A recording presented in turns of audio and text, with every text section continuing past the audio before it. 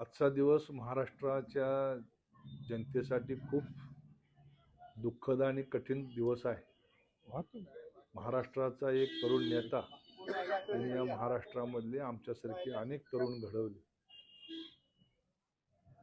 असे अजितदादा यांचं आज विमान अपघातामध्ये दुःखद निधन झालंय, पण हे आता सुद्धा खरं वाटत नाही आणि अजूनही वाटते की परमेश्वर काहीतरी चमत्कार करेल, पण दुर्दैवानं ते घडणार नाही हे माहीत आहे, पण तरी सुद्धा मन अजून स्वीकारायला तयार नाही।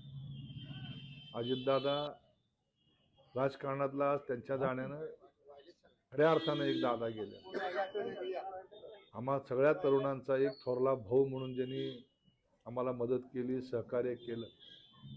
विशेष करून 1990-95 नंतरची जी पिढी त्या सोलापूर जिल्ह्यामध्ये काम करते, त्या सगळ्यांना सहकार क्षेत्र असेल, राजकीय असेल, या ठिकाणी कुठलाही पक्षीय अभिनिवेश न बाळगता दादांनी मदत केली, सहकार्य केलं। निवडणुकीचं राजकारण सोडून विधायक राजकारण कसं करावं, सामाजिक चळवळी कशा कराव्या, हे अजितदादांनी आम्हाला शिकवलं।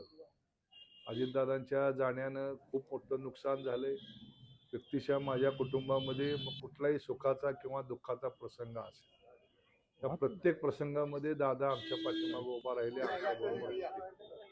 त्यामुळे दादाच्या जाण्यानं स्वतःच्या कुटुंबातली व्यक्ती गेली अशा पद्धतीच्या भावना आज निर्माण झाल्या। आज दादांच्या जाण्यानं महाराष्ट्राची खूप मोठं नुकसान या ठिकाणी झालंय, खूप मोठी पोकळी निर्माण झाली। दादांच्या कुटुंबामध्ये सुनेत्रा वहिनी असतील, त्यांचे कुटुंबीय असतील, त्यांच्यावर तर दुःखाचा डोंगर कोसळलाय।